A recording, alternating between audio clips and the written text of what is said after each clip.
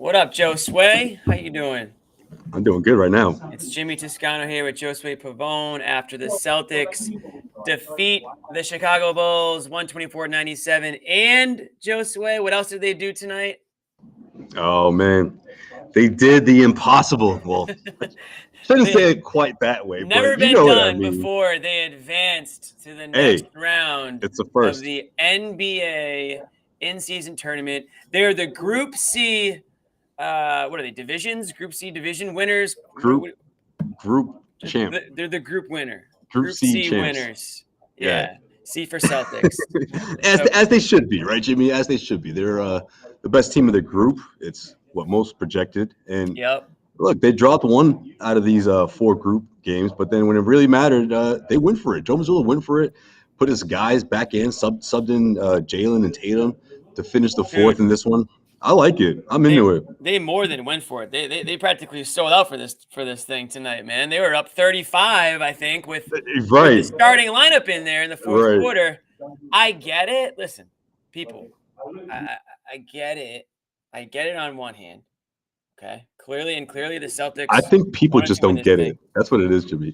But the other thing is, like, now they do. God forbid, though, something bad happens late in the fourth quarter with one of your starters in the game up 25 points. This is my problem with like, what do we care about most here? Now, it didn't happen. That's what I said to Bobby too. Yeah. It didn't happen, but there's 30 teams playing for something at least at some point to start. Now there won't be, but you would hate for something like that to happen. I don't want to piss in everybody's cereal here. Yeah. Always love that line.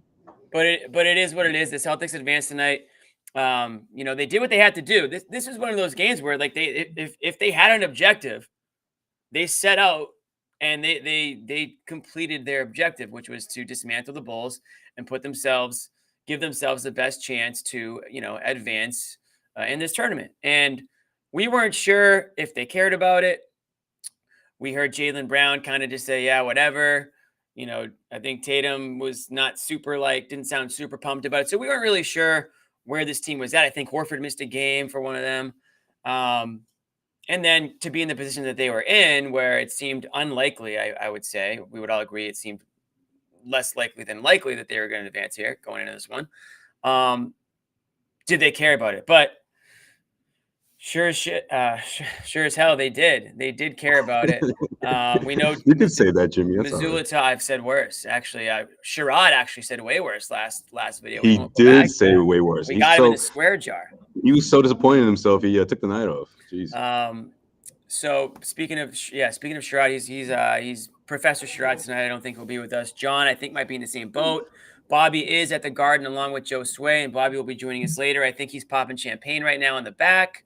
After it's like the Red Sox, like, they advanced to the divisional round after the wild card, popping champagne in the locker room right now. Yeah. I don't think that's the scene in the Celtics locker room, but I did see some tweets that some of the reporters, I think it was maybe Jared Weiss. There was a commotion. Yeah. He could hear. He talked about that. Yeah. He could hear some level of celebrating. So that again, that good for them. They're advancing.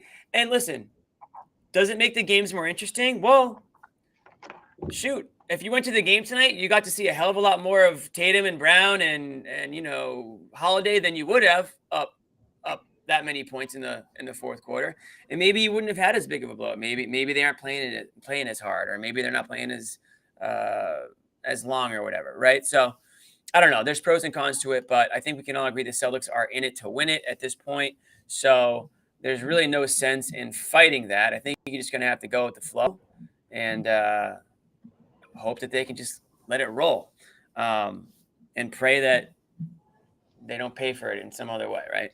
So, Josue, you're at the game tonight. Yeah. Thinking about someone getting injured, Jimmy. I didn't say that. I didn't say that. You're thinking it. It's funny because I did say that to Bobby. I'm like, I'm seeing Jalen making all these, moves. You know how he does. Yeah, well, Jalen got undercut late in the game there. That was kind of. Jalen rolls his ankle, you would just lose right now, wouldn't you? Right? I'm looking at Bobby, right? He's smiling at me like, yeah, that would be crazy. I mean, that's always going to be in the back of people's minds going into this whole thing. But I think what the NBA is trying to do is obviously change things up in the sense that the beginning's going to feel weird. It's going to feel so different because just the NBA has never done anything like this. But they're hoping that this is going to, in the end, here, folks. right, in the end, something that the fans and the teams get into. And I think just naturally from a competitive standpoint, that's what's going to happen to a lot of these teams, especially the top-notch teams like the Boston Celtics. Now, Joe Mazzulla can go into this one like he did with his poker face and saying that it didn't mean anything. He's not taking much stock into it. But when it comes down to it, when the opportunity is there, your competitive side is going to take over. And I think that's what the NBA was betting on when they came up with this whole thing. And obviously, guys had to sign on to it or at least agree with it. And you know, out of the 30 teams, if 4 or 8 advance, those are the teams that is going to obviously be the last one standing. But I think that's when you're going to get really more of that competitive basketball where you're seeing matchups between teams that you wouldn't necessarily see at this time of the year. And that's, again, what the NBA is aiming for.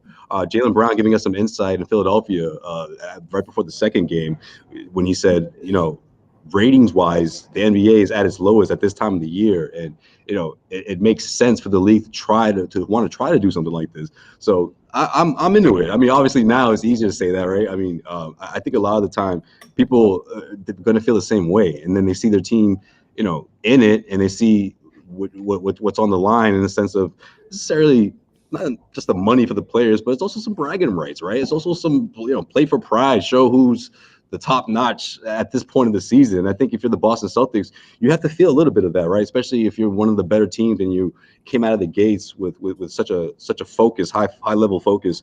And I think that carries over. I really do. You know what, Jimmy? Just imagine if this was happening in 2007.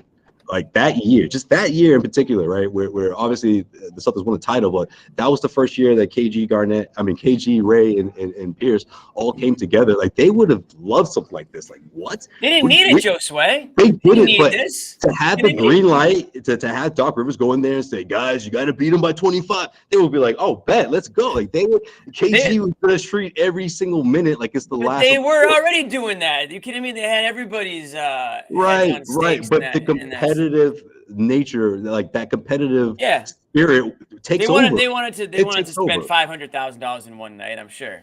That's the thing though. See, that's pure competitiveness, right? Because if it's about the money, then that takes away everything. Like to me, it's beyond that, but only for the teams that are at this level. So if you're the Boston Celtics, you're obviously one of those teams, and if you're, you know, able to go out there and send a message to the league and obviously build your self-confidence up, build your team morale up at the same time, sign me up. Why not? You know.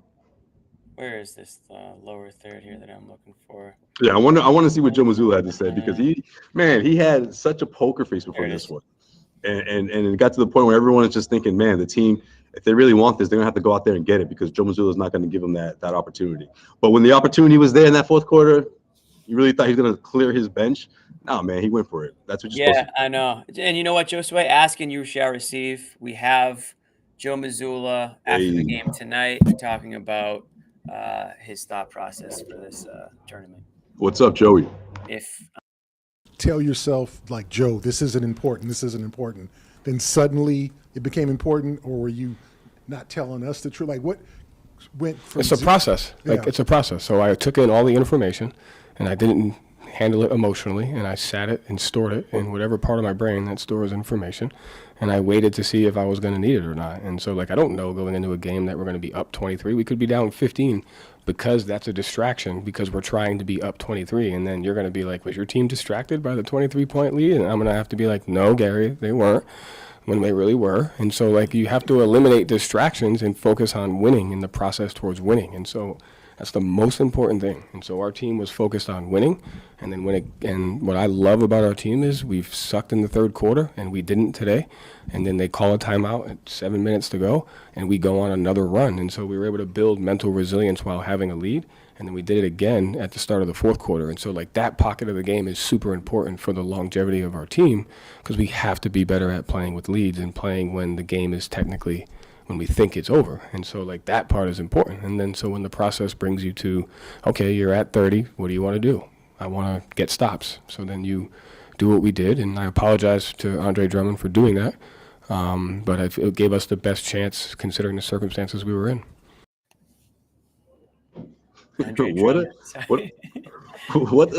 like the longest, talk about it, like the longest excuse of someone that could just easily have said like I didn't want to talk about it, but like you can't do that in the beginning of the game. So I get that. Like I understand you can't like say that, but like that's what it boils down to. Like, he just didn't want to talk about it. He hates any type of distraction. He's like, no, don't keep that away from my team.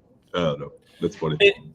It's interesting because these coaches, this is new for them too. Like they've never been in a situation in the NBA anyways, where there is an in-season where there's a reason to have, your starting lineup in the game up 30 in the fourth quarter. You've never had that reason to do that before. And so now you're kind of stuck in this tough situation where you want to obviously do what the players want, which is they want to win this game and they want to win by a certain amount because they want to advance. But you also want to make the right decision for the long-term benefit of the team. And you're weighing those things. There's money on the line. I think even the coaches get money too. So, how much of that is them coaching for some extra bucks there? How much of that is them trying to do what's best? So there's a lot of extra vacation, a lot of balls in the air here, right? So I think at the end of the day, it worked out. I think Missoula's telling the truth. It's situational. You have to see how things are going. If they were down, or if it was a close game, obviously if it's a close game, you're still gonna have the starters in there, right? But at some point, you have to say, okay, we have a real shot at hitting that number 23, right? Right, and plus, the other side of that coin, right? Like if he goes out there and like, you know what, we're going for it, guys, we got to do it, and then the Celtics either lose or they win by like 7, he's got to go back up there and be like, well, I mean, he has to comb through those questions of, well, what did you change about your game plan to go out there and want to, to enable your team to win by 20 plus, what went wrong, or like what was your, like those type of questions. Joey hates that. Like he doesn't want to have to explain himself about something that it was a decision that was premeditated going in.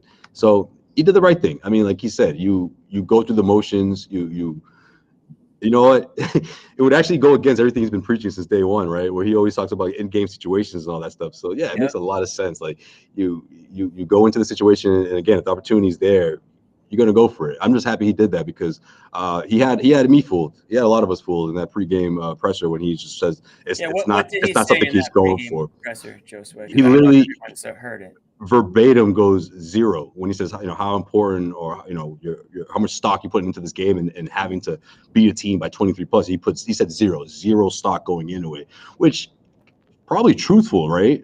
I mean, it's not like he went into the game, right, telling everyone, or at least like playing, or at least having a game plan set up that way. But he could have easily pulled his starters at the 6-minute mark, 8-minute mark, right, 7-minute mark. So I think that part is where he's saying he's going for. That's the message he sent, and I think it's the right thing. I just think it's something that it's very Joe Mazzulla. When you think about what he's been preaching from day one about in-game situations and just being ready to react to anything that pops up. Yeah, and there's definitely some truth to what Joe is saying. You can't just go in saying, all right, let's win by 30, because it's like going up to bat and you're down 6 and you're trying to score 6 runs with one swing. Like you got to play the game the way you play to get yourself in that position. So you just got to keep playing your style of basketball, and if you play the right way, lo and behold, you'll win by 30 or whatever it is. But you can't go in saying we need to do this in order to, win by this amount. So I can see why he would pregame try to downplay it, want his guys to approach the game the same way they would approach any game that they want to win and play well in. And then, midway through, or at some point during that second half, the staff or Joe or the players come to the realization that, okay, we've put ourselves in a position to hit that number and let's go for it. And, why not? So I see where he's coming from, where you can't just say from, the jump, we're going to win by 24 tonight, because then you're pressing, you're forcing things, you're overthinking things. Maybe you're trying to play hero ball if you're, one of the scorers on the team. And we've seen that before, and it doesn't end well. So right approach tonight, and it worked out. So they advanced to what is this? The knockout round. There it is, right there on the screen there. We don't know who they're going to play yet. I think Josue, you said the next game is either Tuesday or Wednesday. Don't worry, guys. Bobby will have Tuesday this or whole Wednesday. thing. Bobby will have this whole thing broken down for us. So why don't we save a little bit of that convo for when he gets here? Josue, there was a game tonight other than the fact that they advanced. Yeah. And they got 30 points from good friend Jaylen Brown. Thought he was great tonight on both ends, but especially in transition, just getting out 12 of 23 from the field, 3 of 8 from 3, 8 rebounds, 6 assists, 3 turnovers, and a plus 22. And there's been some criticism going around about his effectiveness, I think, in certain lineups, and I'm bringing that up because he was a plus 22 tonight. So clearly positive effect when he was in the game. Yeah, and you saw that on both ends of the floor. Just very active, getting into the passing lane, and just really treating this like a playoff game. And I don't mean that to try to say like, oh, Jaden doesn't do this all the time, but you just want to see more of it and just see it on a consistent level on both ends. I mean, this is a throwback game, right? No, Yeah. I'm just kidding. I mean, Jalen's efficient overall, but he's always been known to shoot, anywhere around 50% from the floor, and that's what we got tonight, right? 52%, 12 of 23. When the 3-point shot wasn't falling, he started to do other things, and that's exactly what you want to see out of Jalen. Did catch him do a couple of hockey assists, Okay. Here in the Celtics Postgame Show. We keep a close eye on that. We should probably put that into a box score or something. But no, I mean, like, that's the stuff. Track that. That's the stuff he might actually. He might start doing. If he hasn't, he might start doing it after the show. Yep. But that's the kind of stuff you want to see out of Jalen. And the rest of the team, man, just everything just sort of fell into place. You saw Drew Holiday just sort of see everyone was feeling it, clicking. And he's like, you know what, I'm just gonna get my shots here and there, but you guys do your thing, right? He was just like being more of a facilitator and on-ball defender, and just thoughts on Drew tonight. Keeping the Bulls at bay. Yeah, for sure. He looked good, man. He looked good. I was a little concerned, but he's back. So is your nerve number down a little bit? You're at 6, I think, last game. I switched it to a 4 immediately. Okay. Okay. When you recalibrated to a 4. Okay. Yeah, I mean, again, Porzingis is still on the bench, but we could talk about that another day. It was a great holiday night. 14, 7, and 9 for him. I mean, that's perfect, right? I mean, that's what you want. Yeah. Turnovers. What did he have? 3 turnovers. So, you'd like those to tick down a little bit, but that's going to happen from time to time. But certainly a better game than he had prior to going down with that injury. He had a couple of tough ones there. Some people, I won't name names, but Bobby was saying that he was reminding him of Marcus Smart, which I thought was kind of mean. But there's Holiday's line there. It was kind of mean. I don't think that was justified. Plus 19 from him. And then, you had you had one of those Celtics games that it just felt like they were clicking, and just clearly, I mean, the Bulls are no real match or contender for a team like the Celtics. They're not going to be a team that we're going to be talking about, a few months from now, to put it lightly. They just aren't. And one of the things I was kicking myself about, Josue, and I said this in our chat, I don't know what the line was going into tonight. I don't know what the line was, but when you have a situation where if the Celtics are playing for something in terms of scoring by a certain amount of points, right, you kind of eliminate. I felt like a gambler today. Yeah, you kind of eliminate, or you greatly reduce the chance of a backdoor cover because the starters are going in there longer. They're trying to win by as many points as they can, and you don't just put the bench in with 6 minutes left in the game, and watch them watch the lead dwindle down to 8 from 20. So kind of kicking myself about that. I think that's something that we should look at next year, something we should consider. I think Are you looking for some easy money, Jimmy? Yeah, that's what you're looking for? Vegas is trying to figure that out. But speaking of all that gambling talk, let's talk about our good friends at FanDuel. Oh, nice. Because right now, let me get this big thing out. There it is. Because right now, you can get $150 in bonus bets when you place a winning $5 money line bet. I thought that big thing would help you. I know. I should have put it up there and just gotten up and walked away, but we'll just keep it going. So visit FanDuel.com/Boston. Again, guys, it's a $150 bonus bet when you place a winning $5 money line bet. It can be on the Celtics. It can be on whoever the Patriots are playing in any given week, because we know that they aren't going to win that game. So next week or this week coming up, it's going to be the Chargers. So you want to go ahead and place a $5 bet on the Chargers. And when you win that money line bet, you get $150 in bonus bets. So again, that's our good friends at FanDuel, and I will go ahead and put up this big graphic here so you I guys like it. you can read the fine print and see that you got to be 21 plus and you got to be present in Massachusetts and all that other good stuff. So again, thank you to FanDuel for being a great sponsor, guys. And if you haven't signed up yet, please do support us. This is a free show, damn it. And the reason I know, right? why that is because we have great sponsors like FanDuel and some other ones that you guys hear about. So we do appreciate And we're nice too, right, Jimmy? and We're we're not nice like, and we're nice. we're not gonna do a Patreon or And, anything like that. and we do all our food shopping off super chats. So if we don't get super chats in a given week, we just don't eat that week. So Ooh, yeah, HelloFresh is coming tomorrow. that's okay. I'm just kidding. Just reminding me. That's not true, guys. Oh, that's true. We got HelloFresh coming. All right, I stand It's corrected. kind of true. It's kind of true. Yeah, I stand corrected. What else, Josue? You were there with Bobby tonight. Were you guys sitting near each other, or were you guys?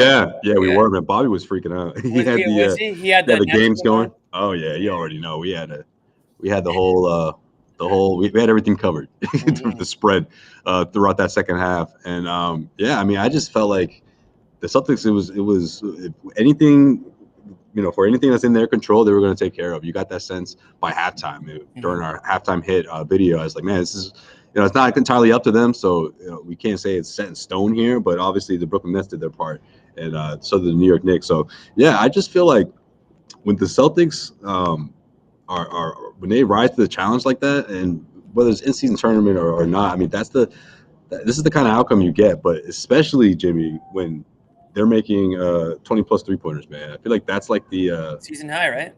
Yeah, well, I just feel like in general it was like 18, 19, 20, I don't know, somewhere around there, 17, 20, like that's really their kind of their sweet spot. And I don't mean like they have to hit that just in order for them to win, but when they're shooting at that rate and the offense is clicking, when most of the time it is, because the two sort of go hand in hand, especially against this Bulls team. This is what you get. You get a blowout win, and you get like 5 guys scoring in double figures, man. Like this is easy, even on a night when you don't have Kristaps Porzingis, which I'm going to continue to keep an eye on, because I just think it's important. I want to see this team have nights like this without Porzingis, especially if we're talking up to a week or potentially more, depending on how his body responds. But we don't want to have to be crossing our fingers for the next report saying this team really needs them to come back. This is the kind of game you want to see from the Celtics team without Porzingis, and they certainly delivered tonight. And they had Porzingis on the broadcast tonight, actually. Sounded like he was in good spirits. He actually said that he's having the most fun or the best time he's ever had, in the league, at this age. He doesn't even have to tell us, team. man. Like, we're not exaggerating. Right? When people say it, yeah, man, like he just doesn't stop smiling. Like, especially when he comes out to do his pregame routine, and obviously the crowd's going and everything, but like while he's going through it, he just loves this environment, this atmosphere, and he talks about it any chance he gets, especially on the marquee matchup nights. And almost felt like he did mention the New York Knicks, his first couple of years, and how there was some of that going on, especially with the crowd and all that and that type of environment. But overall, he's like, there's really nothing like this.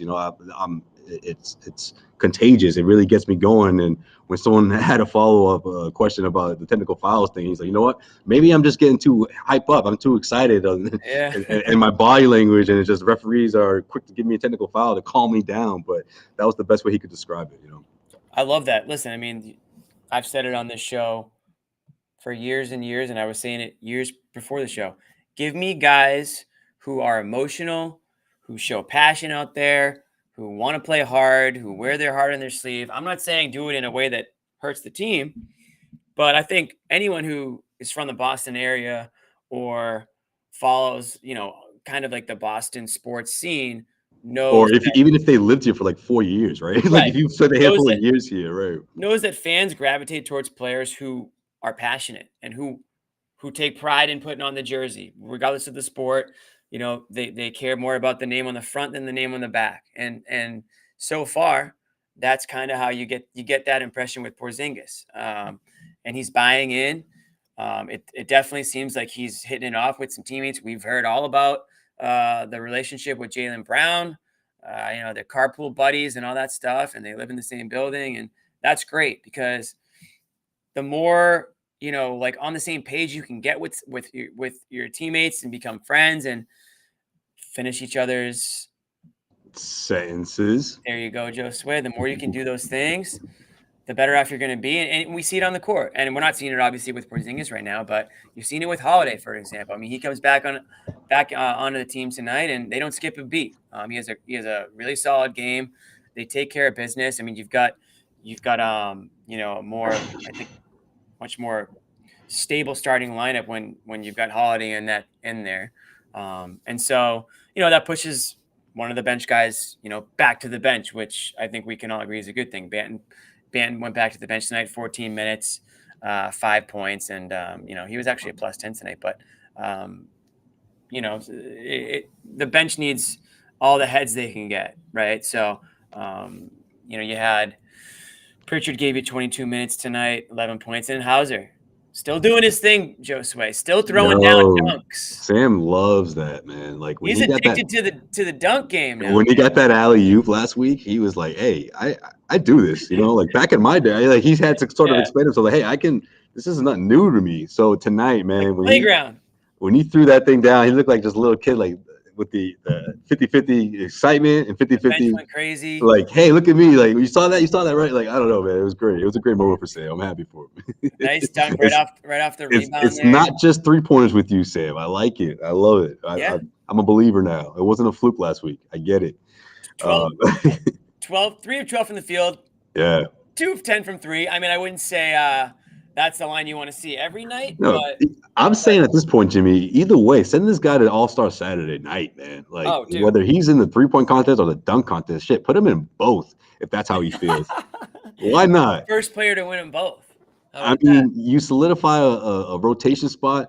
You're creeping into opposing teams' scouting reports. You're throwing it down. That one's gonna make SportsCenter. Maybe a couple more dunks. He'll pop up on the NBA's radar. But yeah, man, great night for Hauser. Here we go. What do we got here? Super chat from V Tony Vicente. Thank you. He said, thought it was pretty funny when JT was encouraging Banton to make a risky assist between traffic. It's the Celtics way, I guess. So I don't know if I saw that one. Yeah, I mean, to me, that was the old, hey man, give me the ball. You know what I mean? Yeah, right.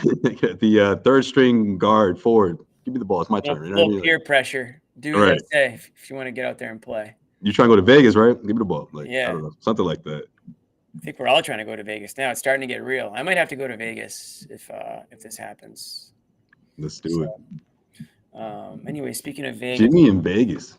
You been to Vegas? I've been to Vegas once. They don't let me back though. Yeah. Oh, I was gonna say you gotta tell me that story. Probably off there. That one. I went with B-Rob. I went with B-Rob way back in the day, actually. What? Yeah, we went to Summer League together. Yo, I gotta hear that story. Great. Is this single B-Rob? Everybody's single in Vegas, Joseph. Maybe he just got married. Oh, it was that kind of trip. Oh, damn, Jimmy. No, we talk about that. Kidding. I'm just kidding. Patreon episode coming out. Check it out. I'm just kidding. That one was selling. Celtics at Pacers on Monday, according to Bobby Manning, who is breaking news. Bobby, that is going to be the next matchup. Looks like we got Derek White. Looks like he spoke, so we'll have a clip from him coming up. Cool. We got a little Derek White clip, but that is going to be the next. I guess, tournament game. Celtics at Pacers on Monday. So a little bit of Halliburton there, I guess, coming back. So it'll be man, he's been balling. That's NBA's or Eastern Conference Player of the Week, Halliburton. Excuse you, Jimmy. Is he? I missed that. Man. Tyrese has been balling. Oh, I know he's been balling. I didn't know that he got the. So someone put up a graphic. It wasn't like Stat News or somebody, but like some NBA page put up a graphic that compared his numbers to who was it?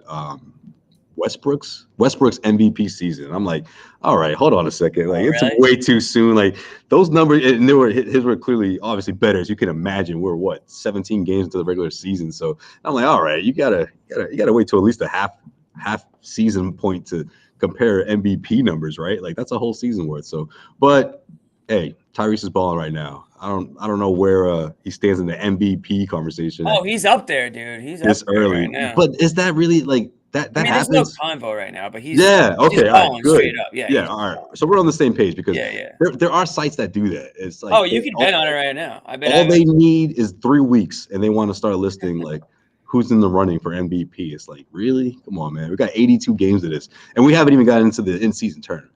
Jeez. I know it's crazy, but this is the gambling world we live in. If I go to NBA I odds know. right now, So true. and I go to NBA awards, here we go, awards, NBA regular season MVP. Where is Halliburton's like fourth. He's not even on the list, dude. I guess we're just Yeah. idiots. Oh, here he is. He's plus 4,000. He's plus 4,000 right now. So you bet 100 to win 4,000. The favorite right now is Jokic at plus 200, to give you an idea of how far away Halliburton is from the conversation. And our friend Jason Tatum is fourth right now at plus 850.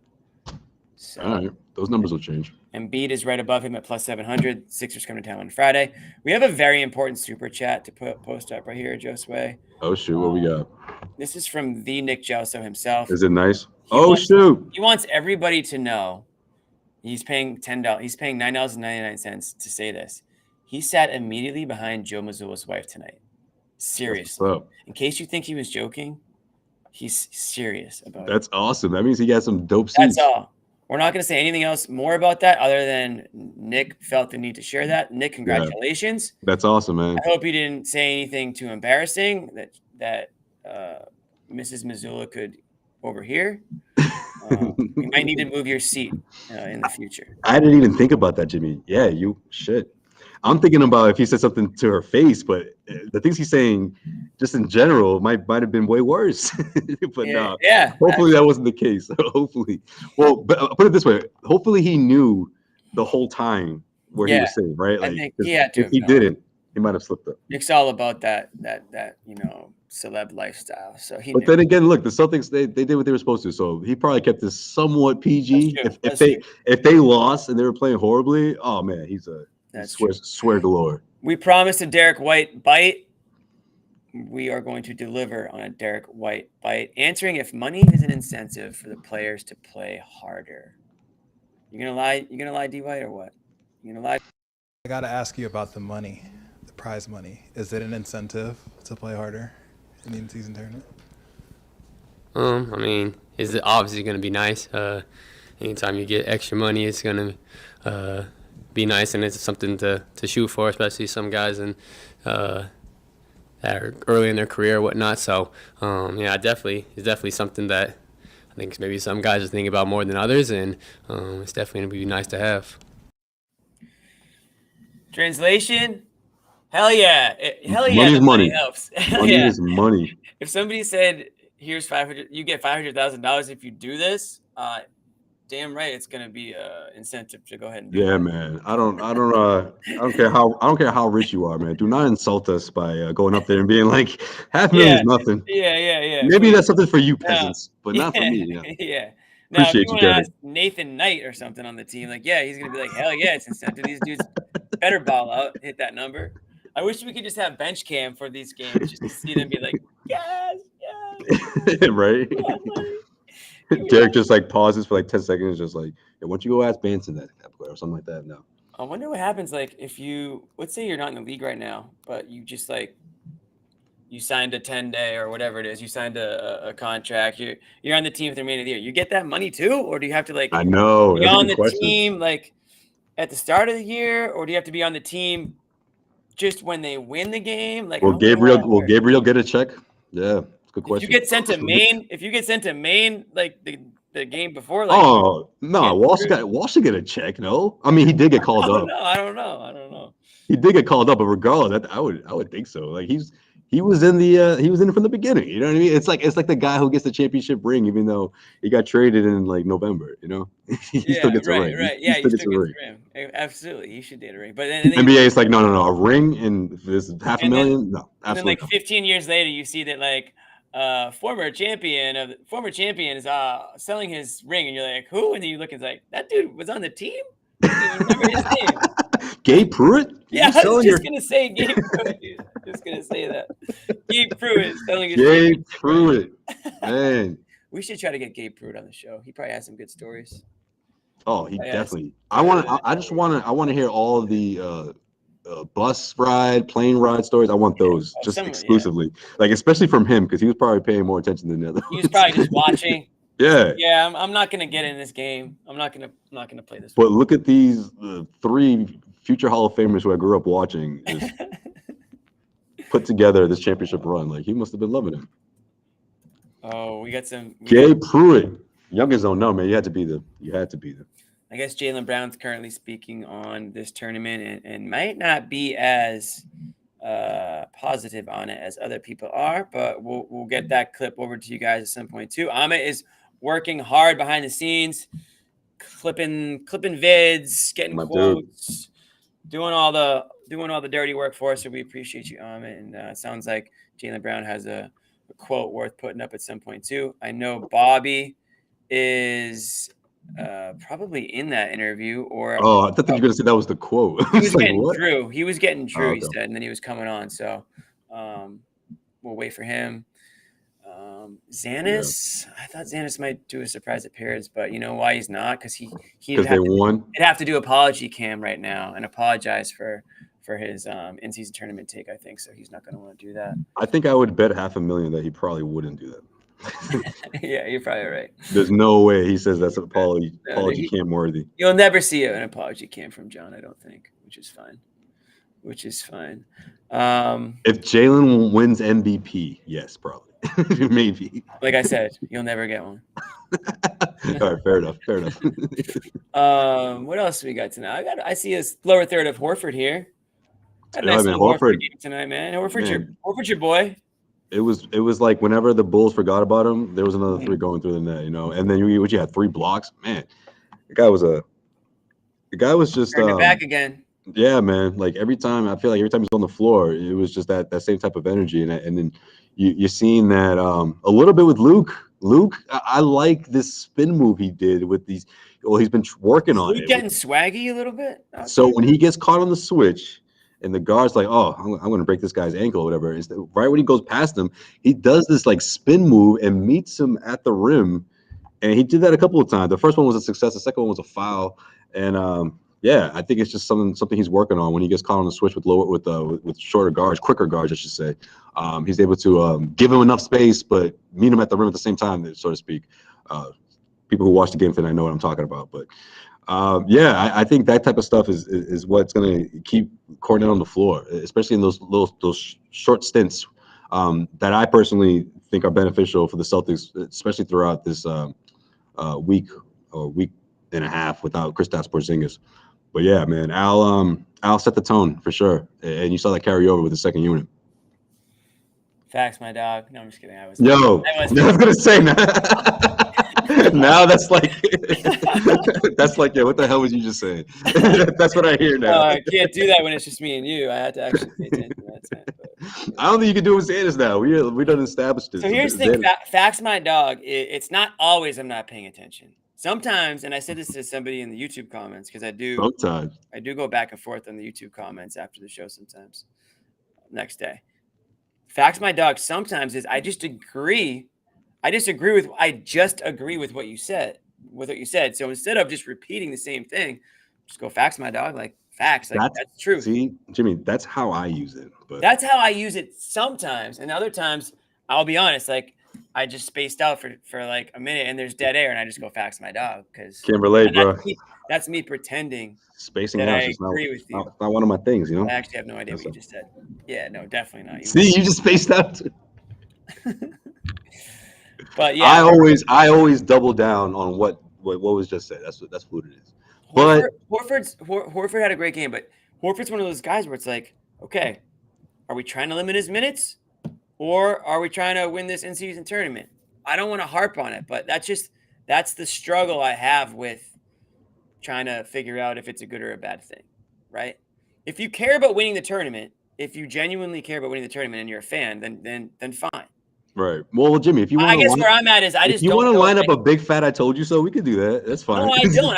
I just don't know where you draw the line, because at the end of the regular season or halfway through the playoffs, are you going to say, "Oh, well, these guys are tired. It's a long season. They played and this many minutes and this and that," or are you going to rest enough towards the back end of it where it's not going to matter? I don't know. I guess these are all things that These are just questions that I ask. I just got to ask the questions, guys. I'm not Yeah. saying one way or the other if it was the right thing or the wrong thing. I'm just saying it's a thing. And then you guys can determine for yourselves what you think. That's all. That's all. That's all I'm doing, Josue. Trying to balance the older guys with trying to win the in-season tournament. It seems like it might be a big sacrifice in the end. If you don't, for the teams that don't win, you go all the way there, you don't win. No one's going to remember the loser of the first The team that in-season lost. tournament. That's for sure. Yeah. So I don't know, a little bit of a sacrifice or a risk that you have to give to do it. But Yeah, I mean, players I are just clearly in. The players are clearly in, and if they're in, then well, yeah, I think What are we gonna the biggest reason for that is that all of these games are counting towards a regular season record, right? So, well, besides the championship game, so maybe that's the part where you gonna raise the teams gonna have to, you know, decide what's most important. Do you right. keep your guy on the bench? Do you continue to rest or rehab a particular player, even though you have a good shot of winning this whole thing? That's a tricky situation. But I mean, at the same time, though, if you're the Celtics, you're going to approach it the way you sort of approach this game, right? Maybe at the end of that fourth quarter, all these guys are healthy. You know, you're not going to rush Porzingis back and throw him in there. At least I don't think the Celtics would, unless they 100% felt like he was, healthy enough to participate. So I just think when the games are counting towards your final regular season record, I think that's enough incentive. That's enough incentive for guys to take this thing seriously, and that's enough for them to say whoever they're playing against, we have to put our best foot forward and go out there and compete. That's really what it boils down to. And if guys say one thing but then act on another when they're in that situation, then again, that's a lot of that. That's just the competitiveness taking over. That's the competitive side of most NBA players, especially if you're playing on one of these top tier teams. And if you're still in this thing heading to Vegas, then you're, at least right now, you're one of the top tier teams in the NBA. Mm-hmm. But yeah, I mean, look, I just think the Celtics, not that they like surprised themselves, but just given the sort of the odds going into tonight, I think they feel accomplished. I feel like they're like, man, like we did what we were supposed to do. I do think that they think of themselves as the best team in the NBA. I think that we still believe that, with or without Porzingis. And this is what those teams do. They take care of these games. We're gonna go into a soundbite in a second, but I want to ask you first, Josue. What's up? Was it strange tonight watching one team just run up the score? I guess like with their starters late in the game. It's not something that you see often. Yeah, a little bit. It was. It just had that sort of weird feel to it because you're seeing all of the end of the bench guys like on their feet and cheering. And it's just like, wait, you guys supposed to be playing right now. So yeah, it was a little weird. It was a little weird. All right, we're gonna Bobby, stay right there. Don't stop. Don't say a peep. We're gonna get Drew Holiday right now talking about this. It's right before the end of You're so rude. End of your game. It was only 5. I don't know. I guess maybe there's some things I don't agree with, but also there's rules, and we also want to win. We want to make the tournament and have the best seat that we can. So I don't like it, but I understand it. What part of it do you not like? Just kind of running up the score? Yeah, running up the score. I get the point differential, but it just feels weird.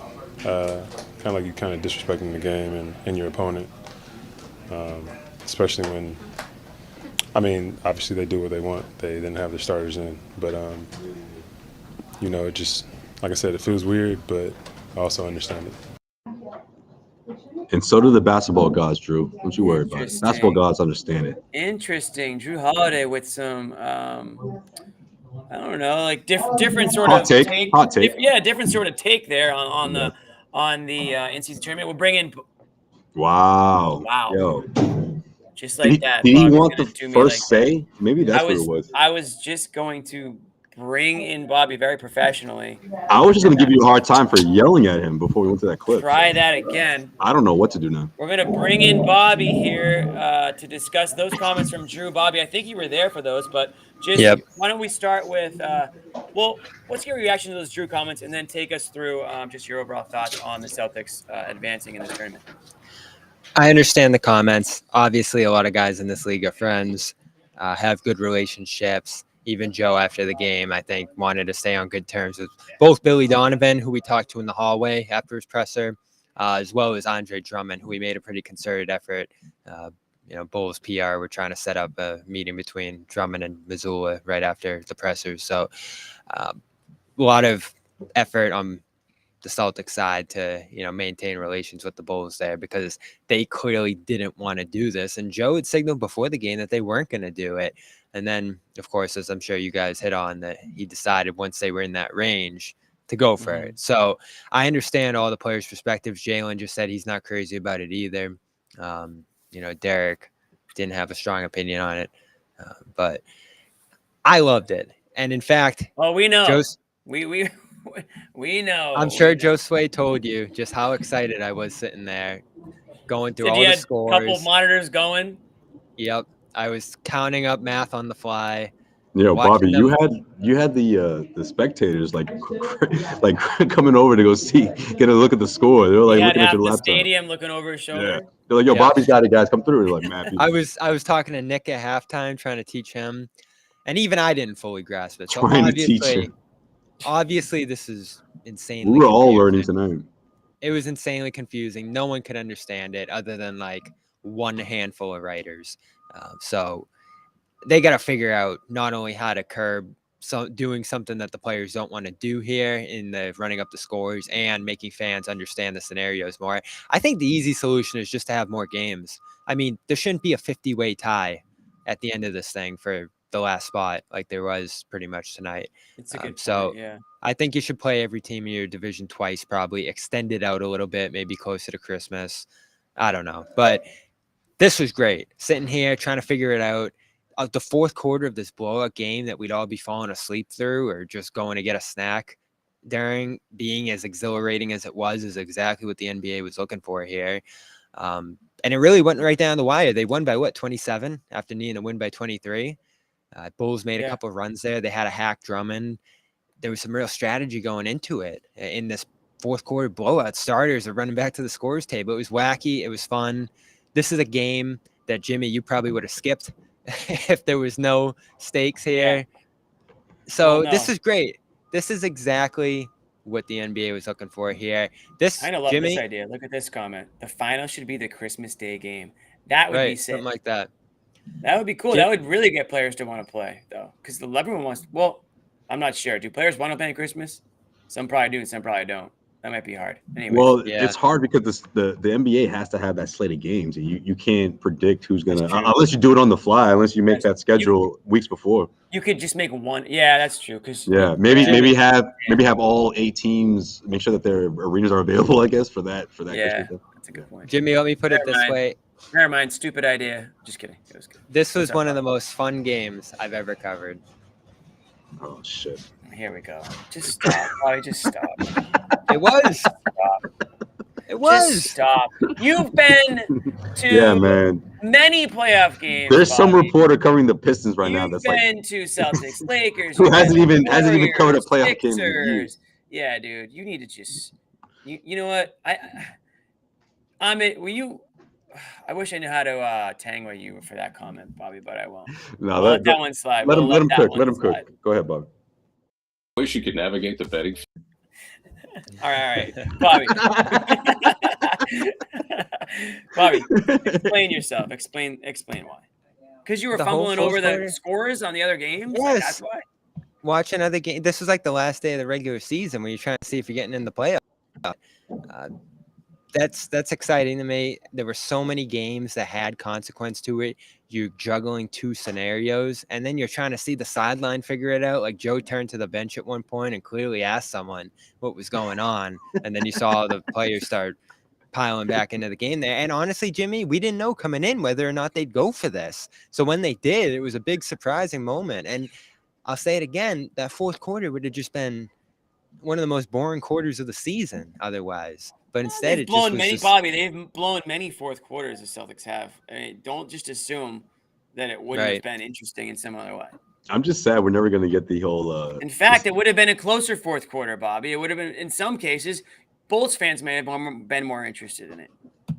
Yeah. On the other hand, if the Celtics didn't pull this off, I feel like Bobby would have been like, man, This thing, I don't think it's gonna work. A lot of The issues. NBA, with NBA's got to it. get rid of this Yeah. thing. I mean, I'm sitting there watching 4 games, like, oh, what is this? Like you would have been. No, I mean, I you are saying that they need to change Yeah. this a bit. There has to be yeah, some sort yeah. of No, they need to make it modifications, more but, yeah. fan friendly and of course more player friendly because obviously there's as More user friendly. Jeez, I don't think anyone Yeah, can Speaking of understand this thing. speaking of player friendly, we got a clip here from Jaylen Brown, who I guess we'll just let you guys listen to it since I don't know what the hell he said, anyways. Tough because I mean that's just not how the game is supposed to be played. One, you got to respect your opponents, and two, like it's just weird setup. We understand the rules, but like if I was another team, I'd be upset as well if we were doing the hacker drumming in the middle of the fourth quarter. But our coaching staff made their decisions, and we stick with it. How do you feel about the kind of the change in thinking? Personally, I don't really have a comment on it. I think that the agenda has been to try to increase competition, to increase revenue, to kind of make it, I guess more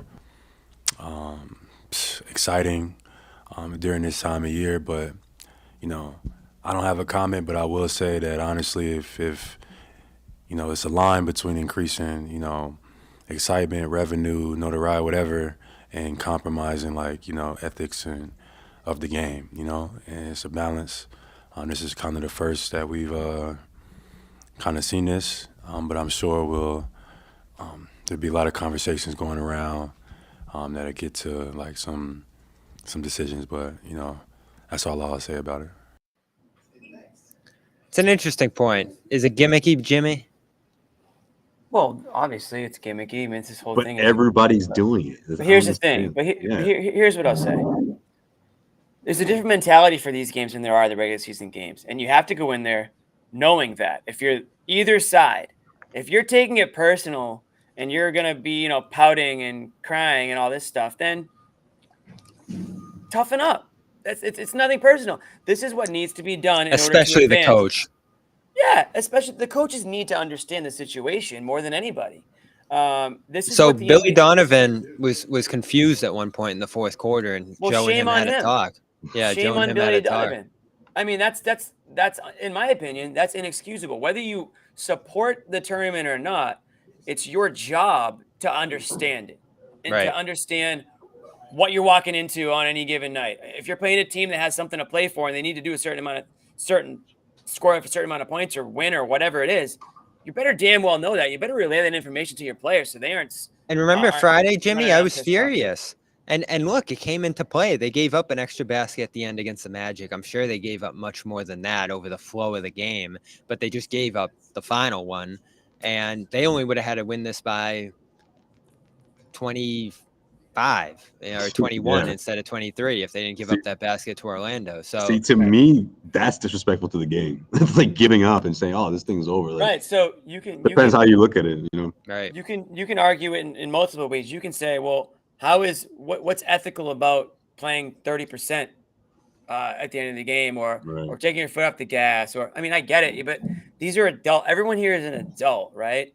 And they know why you're doing it. This isn't fourth grade rec league where you have to, you can't win by more than 10 points or the kids Sub are gonna everybody cry. in, right? Exactly. Everyone in, minutes. everybody out. 6 passes before you shoot because you're up by double digits. No, like this is everybody the in, NBA. everybody out. The People whole need to toughen post up. game. I'm almost going to do a 180 on this was whole thing. ridiculous. I'm almost going to do a 180. You're about to on go this. full Xanis right now.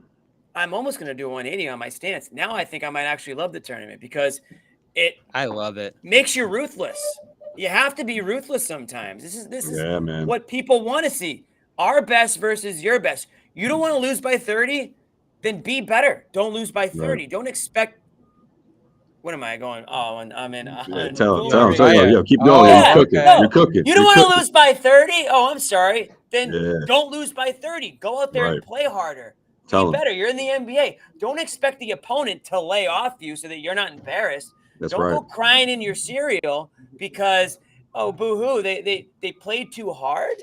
If you don't like it, then match their intensity. You're in the NBA. You're supposed to be Yeah. one of the you're the 0.001% of the world at this one particular thing that you do great. So go do that thing if you have a problem with it. And if you're Billy Donovan, shame on you for not knowing what the stakes are and not knowing what the situation was. If you're Joe Mazzulla, good for you for knowing what it was and for listening to your players and actually going for it. And you know what? If you have to apologize to anybody, let it be the other team. Right. You don't want to walk into your own locker room and have to apologize to your own guys because you let them down. Yo, They one get time, it. They one know more time what, for the what you people in did, the what you back. did. And Tell them, Jimmy. Exactly. And Jimmy- Jalen Brown and Drew Holiday, come off the high horse here for a second, okay? Right. Like your ethics and your, like this isn't what the game is all about, and we're better. It's like this is literally what the game is about tonight.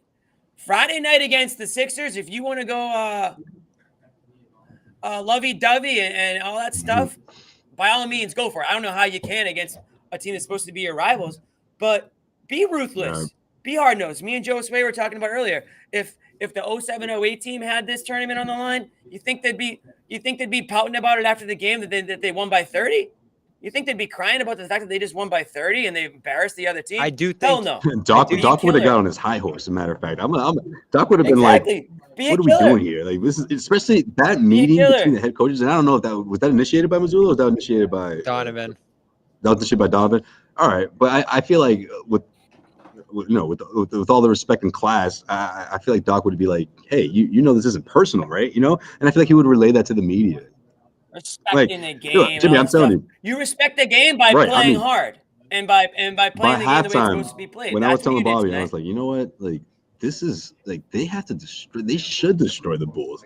Like that's just what basketball is about. When you think about again the situation, the opportunity. I mean, this is all about the tournament. They're not doing this just to do it, you know. So I think you have the perfect excuse to run up the score. And I like to see the Celtics obviously. I don't think do what they had to do tonight. And I'm surprised by these comments, to be honest. I really am. No, I think the comments, Jimmy, I think the comments just are just trying to show the sportsmanship and respect to the other side, because when they were out there, Jimmy, they weren't holding back. I mean, they were unloading on them in that fourth quarter. I love the way they played when they got back in the game. It's that competitive fire, man. It's got to take over. That's got to be natural. It's got to be organic. And I was pleasantly surprised But because if I you- didn't expect to see that. I mean, they basically, Jimmy, I was And so Bob- mad on Friday because they just shrugged their shoulders, walked off the court in Orlando, and basically gave up what effectively could have been their spot in this. Yeah. And they had to do this tonight because they did that. And John was all confused why I was upset about it, but this is why. Like, you made it tougher on yourself to actually be part of this thing that actually looks pretty cool now. So I'm glad they did what they did tonight. I love the intensity they played with in that fourth quarter. It was their second half was one of their best halves all year. I mean, they just unloaded on the Bulls, got turnovers, got out in transition, created good shots. Horford was excellent in this one. I thought Jalen was super aggressive. Even Tatum off the jump ball going to the rim there. I mean, they just played great together tonight. White too. And it really brought something out of them, I felt like, here. So they can say, I didn't love doing this. I didn't love going back in the game. I don't like these rules. But when they were out there, they didn't hesitate in terms of running up the score and doing what they needed to do here. And they all knew what it took. You don't need to apologize. I get it, Jimmy. In this situation. I get it, yeah. This is what. No, I know you get it. He's saying it for everybody else, I'm trying to figure out what Jalen Brown and Drew Holiday are crying about. This is not something that you need to feel bad about. This is literally what you had to do to advance. It's not your fault that the Bulls suck. Hey, don't apologize for that. Like I said, if you're Joe Mazzulla and you want to go ahead, and do the respectful thing and, hey, Billy, we have to do what we have to do, fine. I would much rather have to do that than walking in a Celtics locker room and say, guys, I know you wanted to win this, but right. Imagine if they we're up blew it 20 tonight. And blah, blah, blah.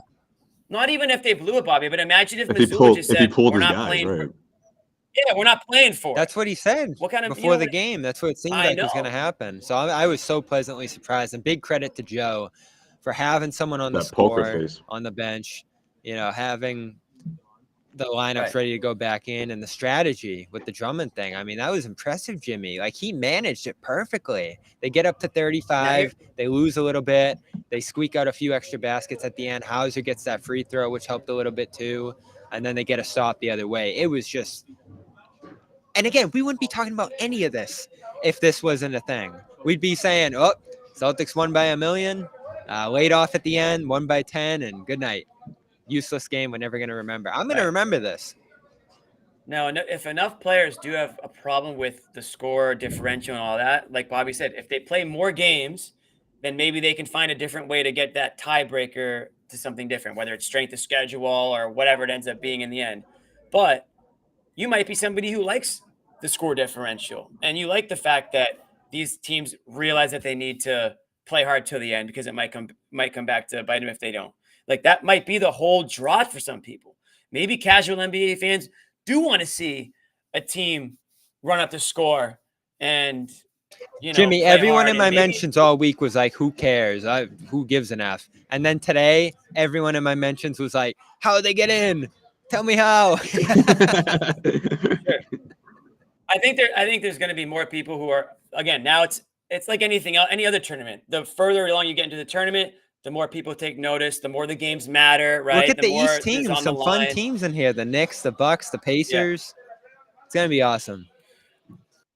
We I thought we had somebody jumping on, but maybe we don't. I don't see the camera right now. Okay, there he maybe is. we do. All right, guys. We said the words boomer rage, and I think that was like the signal for our good friend Nick Josue, who Nick, I don't know. There's a rumor going around that you sat behind Joe Mazzulla's wife tonight at the game, and I'm serious. I seriously did. Good for you. Okay. She was very nice. Now that we got that very out of the nice. way. Now that we got that out of the way, and somebody's messing with. Here we go. There we go. What do you have to say? You're at the game tonight. What'd you think of the win, but the tournament? I gotta say, number one, I love Bobby's enthusiasm. I've been on Team Bobby about this from the beginning. Bobby, you know that. Okay. I think this is like, you could be like trying to be cool, like, like, no, I don't want to win. But you know what? We bitch all the time about. Can you sit still for a second? We bitch all. Jeez. Taking us on a tour of your place. Just pacing, but we bitch all the time about non-competitive games or people not having pride, right? This team, the Celtics, first of all, like they've crumbled kind of on the big stage in their own gym 2 years in a row, and like I'd have a chip on my shoulder. I think I heard you guys talking about KG era, but like I would have a chip on my shoulder. Always Celtics, you know that how they would feel about this. Yeah, especially after losing on your own court in the finals and in the game 7, against Miami last year. It's almost like they got punked.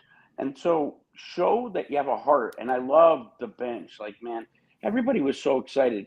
So I was like thinking, what do I like about this? I don't understand it totally. We all know there's issues there. But I'm like, I'm an old head boomer rage kind of guy. But if Red were alive, he'd be like, you play to win. You play to win. Mm-hmm.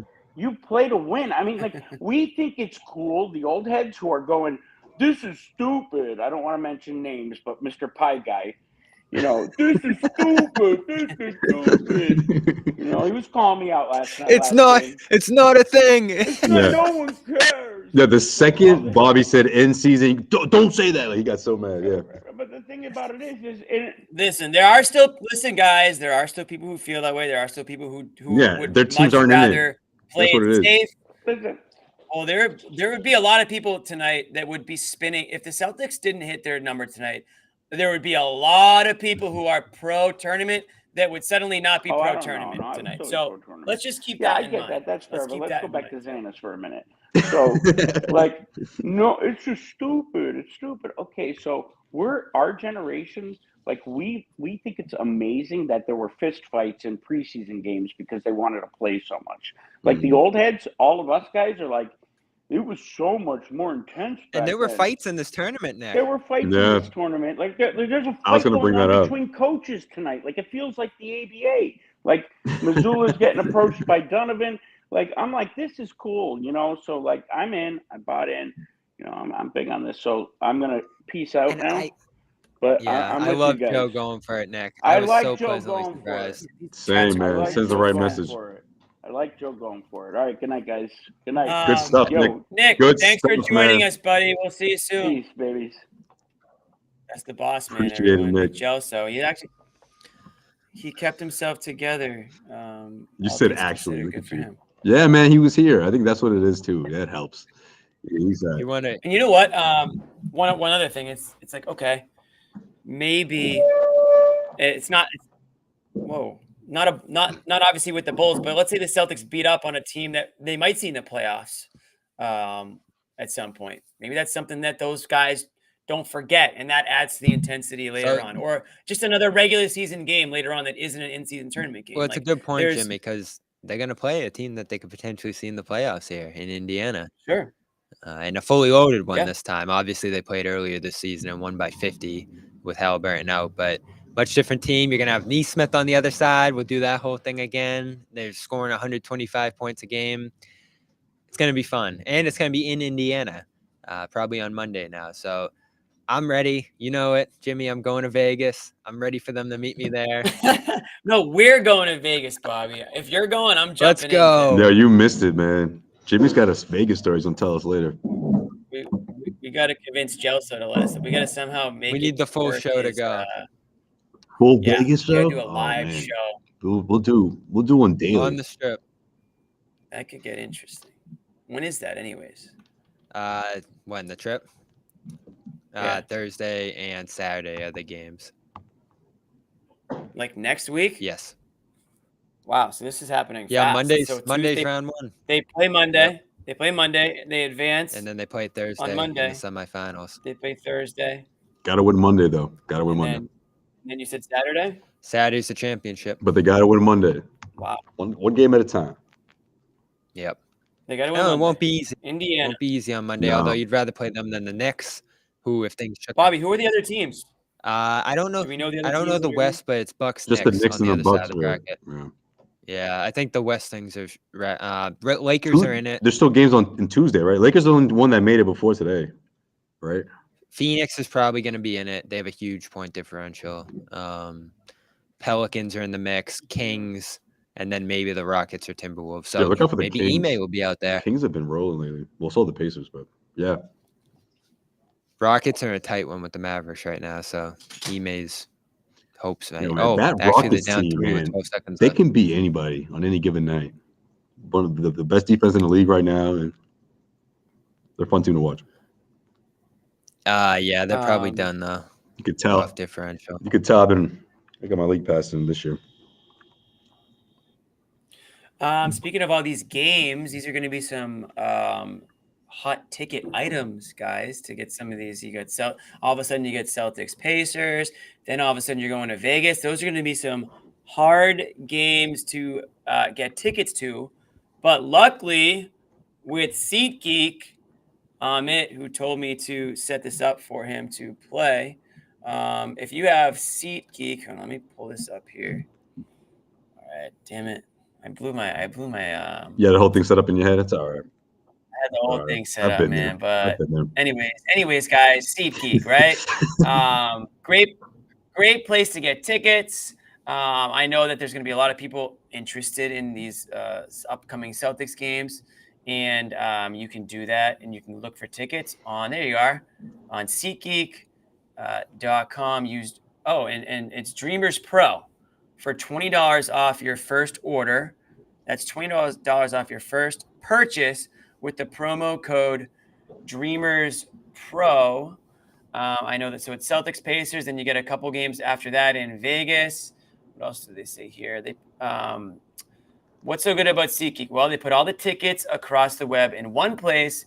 Make sure you're getting a good deal. Each ticket is rated on a scale of 1 to 10. So you look for the green dots. Green means good, red means bad.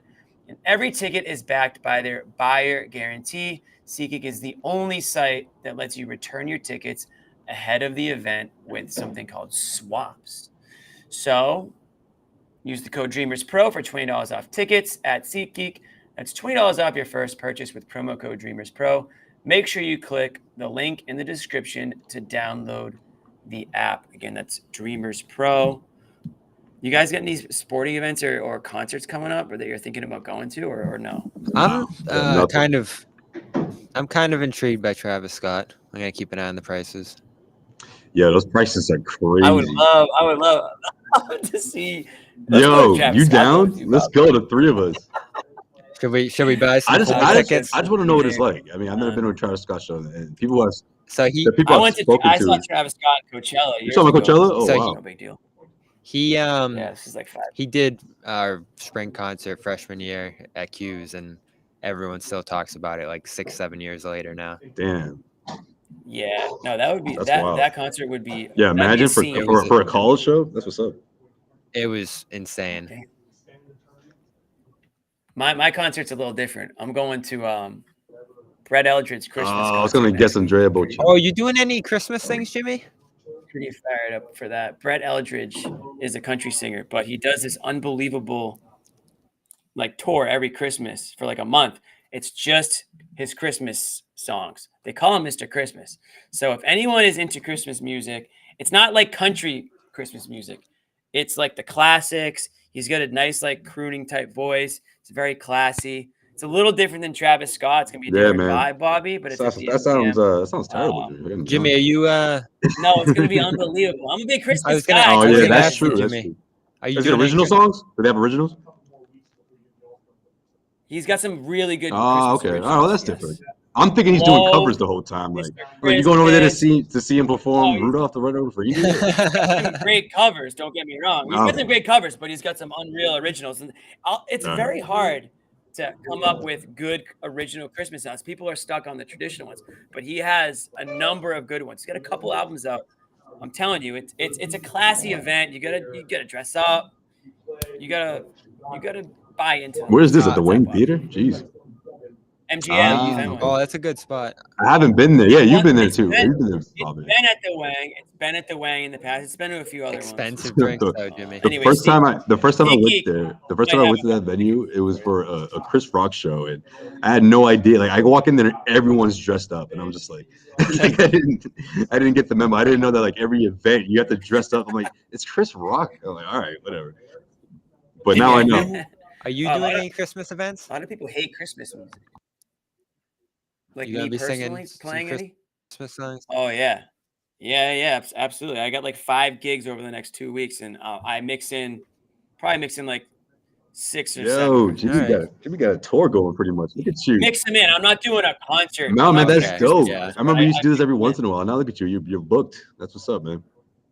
I'm booked, baby. It's busy. I'm busy time of the year. gonna give you a great review. Parties, I gotta go check this out. I'm gonna do this. Yeah, I loved it too. Josue, you were supposed I to know go to it was, that. man. Josue hasn't shown yet. I know. I'm Has the only John one. showed? I won't Shit, forget. Bobby. No, you're not supposed to John say hasn't that. gone either, has he?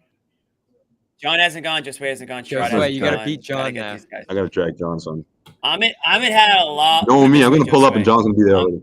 Ahmed had a lot of fun at Hunters when he came. I heard. I won't say any more, Ahmed. I know he's probably. So did I, Jimmy, he's just a probably different shivering different right now. way.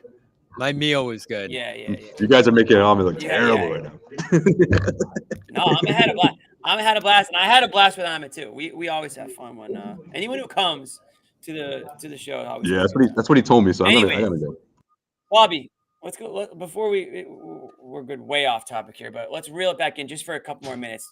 The game tonight, just the game itself. What stood out to you? Jaylen Brown with 30 points. Drew Holiday came back. How do you think he looked out there? So obviously Go on. Porzingis is still out. We talked to him before the game. He seems fine. A low grade strain. He thinks he'll be back in a week, as Missoula said. But they've gone to Horford in his place. And if anyone had any concerns about him, they are gone. He dominated again in the spot start tonight. 3 blocks within 2 quarters and change, 6 assists. The offense, I know he's not normally giving you double-figure scoring tonight, and he didn't even need to do that because the passing from him was incredible. Handoff plays, finding cutters, posting up and kicking out to 3-point shooters off the catch inside. He just moves the ball so well, and he's a much better passer than Porzingis. I know Porzingis changes the offense when he's out there, but you get a different kind of game style with Horford at center that I just really loved watching tonight, and I thought killed the Bulls because the Celtics were cutting all night. How many times did Brown cut backdoor and score inside off Horford and others? White was able to get some cutters, including Tatum. So you're able to get Brown and Tatum off the ball more in this one as cutters, and I thought it was super effective. Did they shoot well from 3 in this one? It didn't feel like it. I'm going to look at that number real quick. 43. So they Celtics? did. Oh, you're talking about But Bulls. yeah, so no, the Celtics shot 43 from three. So they were hitting threes too. But I thought they were able to get to the basket off cuts in a super effective way in this one. And Horford, the defense, he can still switch on the guards at 37. And this is why, Jimmy, when they get to the playoffs and Trae Young hits a few tough threes over him, I hate hearing everyone go, "Oh, he stinks. Terrible defender. He keeps getting." He's guarding the Trae Youngs of the world at 37 as a center. Right. There's not many centers, period, that can do that. Never mind a 37-year-old one. So Well, he's no, still he's not- indispensable. He's not doing that spin move thing to get to the rim too. That Cornet unleashed. They're so lucky to have. He's defending them straight up. Like that's how good he is. And it wouldn't be ideal, Jimmy, and it probably can't happen just because it'll put too much of a load on him. But this does make you think, and again, consider the competition, Atlanta, Chicago. If something happened to Porzingis for a couple weeks in the playoffs, you might be okay with Horford in there. You might be able to get by. Just knock down wood. It might not be devastating to you. Like, he's that good of a backup option here. And obviously, you got to figure out the whole Cornet-Cater thing behind him if that happens. I still wish Grant was here. We can talk about that another day. But Horford looks as good as ever. We can't talk about that another day. Sorry. Once the Dallas game comes around. I was gonna say it's gonna come up. Do you think that Mark Cuban got so annoyed by Grant Williams where he's like, I gotta get out. I'm done. I can't do it anymore. I'm too close to this team. You know what? This is it. I knew this day would come. All right, this is the day. I got your West teams, Jimmy. Let's Looks hear it. like the Pelicans are in. Okay. The Zion. Lakers are in. Suns look like they're in. Booker. And the Kings and Timberwolves. One of the Kings or Timberwolves. Okay. Probably the Kings. Probably the Kings. Those are some entertaining teams.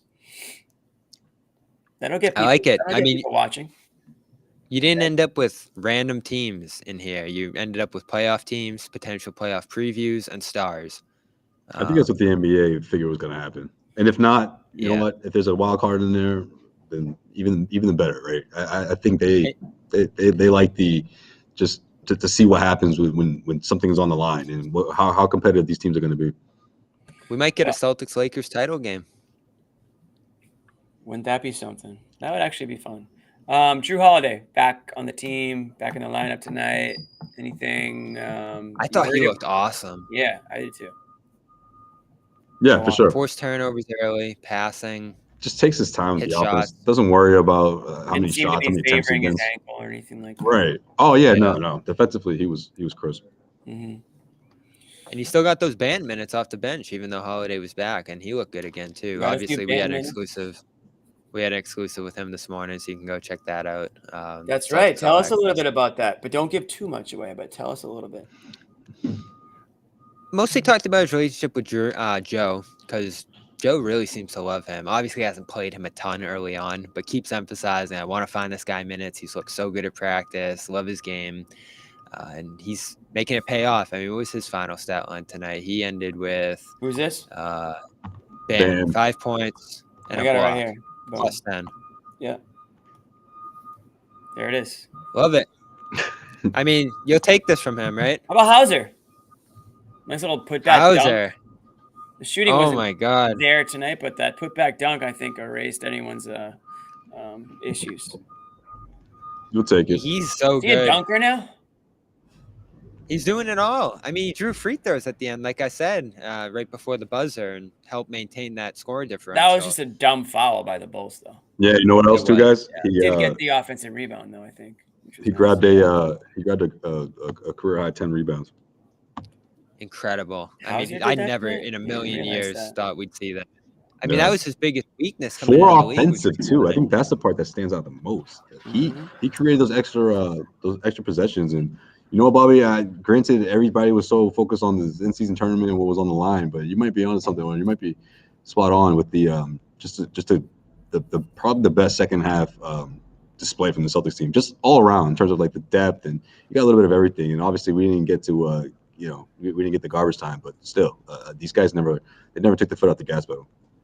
And Joe emphasized that tonight. He kept getting asked about the differential and where they're going to go for it. And he kept saying, we got to have a good third quarter. We got to rebound. We got to guard. We got to do all these little things that we haven't been doing lately. And that's something we talked about, Jimmy, coming into these last 2 games here, is they hadn't been playing well. The offense really slipped.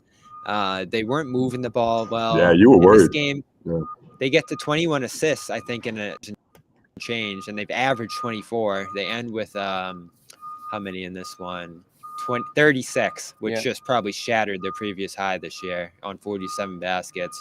Defense sharp, forcing turnovers on the boards. This is the stuff Joe wanted to see. And then once it got to the fourth quarter and they were close to the threshold, he said, let's go for it. And that's kind of how it went down. But his emphasis going into this one, he said they never even talked about the rules, never talked about the differential, because he felt like if he did, it was going to be a distraction having the players go into the game and say, all right, we got to win by 23. And all the players kind of knew it anyway, but he didn't want that to be the emphasis. He wanted playing solid to be the emphasis, and that's what they did here in this one. But I did see a little extra excitement out of the players. As much as they said, like we talked about earlier, they didn't love doing this. They looked like they did on the court. I mean, they were flying around, racing up the floor, going for this thing. So it was awesome. I'm going to stand by it. It was one of the most fun games I've been able to cover here. Wild take of the year. That should have been a bold prediction. And last but not least, Jimmy, you get my text? Oh yeah, I did. All right. Yeah, we got last but not least here. Let me ask. That should be a segment. Last but not least. Let me ask this question to Bobby. How about that, Bobby? Yeah, he's talking to you. Which Celtics head coach in history has the highest winning percentage of any coach in NBA history through 100 games? Is it Joe? It's Joe. I think I screwed up. Ding. Yeah, you kind of did. That's all right. Joe Mazzulla's record through 100 games as Boston's head coach is 71-29. He currently has the highest winning percentage of any coach in NBA history. Facts, my dog. That's 0.710. Right. So I don't know what I just said prior to that, but that's the actual fact. He had the team to do it, obviously, but credit to him. I mean, he was in a tough spot, and he's done a good job. I mean, I put out the poll, Jimmy. I don't know if you saw it a couple of days ago, because I want to get the temperatures, like where are they at on him? Because it seems like people have been going crazy about him, not enjoying the way he's been coaching, criticizing decisions, timeouts, all the rest. And this was after the Orlando game. I think the Hawks game hadn't even happened yet. I said, has Joe done a great job? You love him? Good job, fine with it. Bad job, hurting them, or horrible job, get rid of him. Those are the 4 options. And good, fine with it, 60%. That was the overwhelming vote, with about like 1,000 votes. So people are 60% said they're good with him. And that's the most fair answer, I think. I mean, I think it is. Your Celtics are 14-4 right now. I don't know how you could be anything worse than fine with him, right? I mean, there's going to be with most head coaches, there's going to be some things that you disagree with in game. But overall, right now, the Celtics are playing like one of the best teams in the NBA, and you really can't overly criticize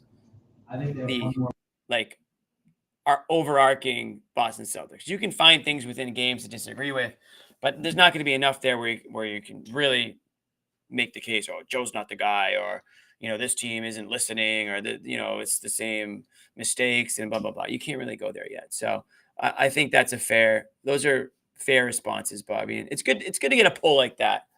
A little gauge the fan base. So that's where we are. Do you guys have anything else? Do you have closing thoughts before we wrap this one up here? Keep it up, Celtics. I mean, this is Friday. I was saying this before you hopped on, Bobby. Like, it's just the approach, the focus. It had a playoff feel to it. Regardless of who they're playing against. I know the score was ugly, but regardless of the fact, I think the Celtics can keep this going. I really do, going into Friday night. Here we go, Bobby. Oh, that's the poll. There you go. This poll. Curious about the fan temperature on Joe Mazzulla right now. Feels low given the overall quality Celtics start. And when Bobby showed this to me, he was like, "Aren't you surprised?" I'm like, "No, not really." I was surprised. This is, the fans are passionate, angry after a couple Yeah, Well, bad they're losses. gonna look at the record and they're gonna keep things, obviously in perspective. Yeah, I mean, you've got 75% who are either great or good with Joe Yeah. Mazzulla. So that's pretty overwhelming. 20% say bad/below expectations. So those people might just be really hard to please in everything in life. It's hard to know who's answering these questions. 4% horrible. 4% horrible. 4% It's hard to know your audience. 4% are trolls and they need help for sure. And that's pretty accurate for internet, I would say. So You got to give those guys the "it's not your fault" speech. Yeah, exactly. Anything else, Bobby? We got Sixers on Friday. Anything we should be on the lookout for there? Oubre could make his return after the accident. Yeah. Keith Pompey joined Cedric Maxwell and I on our latest episode of the Cedric Maxwell podcast, and he says that he could be available. And if you ask me, I think this is a game that Philly's really going to get up for. Hopefully he hops on the team bus. I think they're really disappointed with what happened the last time they played the Celtics team, especially against a short-handed Celtics team. So I think that was going to be. They just blew the Lakers. They did. They blew them out by 30 plus last night. 40. So they're going to be. This might be the hardest. They apologized after. I think this will easily be the hardest. This will be the hardest game for the Celtics at this point in the season, and I think this is a perfect timing for it. When you see what you saw tonight, no Porzingis, but I mean that was the case in Philly. So we'll see. I hope that teams that just fell short of the tournament, by the way, Heat lost by 7. They would have been in if they won. Cavs couldn't get the differential, but they won by a lot. Nets again helped the Celtics out big time, but couldn't help themselves. They lose the tiebreaker with Boston. And then Orlando, after all that, misses this as well off the tiebreaker with Boston. That was their championship, man. I'm telling you. They blew it. They're a young team. I think you play a few more games next year, I think. Play every team twice, extend it, get some more sample size in these groups. There it is. I think that's the answer. And then you won't have the point differential thing, Jimmy. Keep it, but it won't come into play like it did tonight. I don't know. I might be all in on point differential now just because it's. No, yeah, you'll keep it, but it won't be as big of a deal if you play a couple times because there won't be as many ties. If there's more games, right? Yeah. But then and then make it count for something, like 500,000. No one cares. Well, that's a whole nother story. We have to figure out what else is going to happen because of it. But I like the point differential. It adds a different element to it. That's what makes it different from the regular season. You want to differentiate these games, right? You can only paint the free throw line so many different colors, and people aren't going to give a shit after enough time. So, one other thing, Jimmy, you wanted me to ask. I asked Luke what he's gonna get with the 500,000 if he gets it. Said pay off the mortgage. Oh, that is such a Luke answer, right? That's just a smart. That's a responsible player. Yeah, it's a responsible guy. Smart answer. Do the right thing.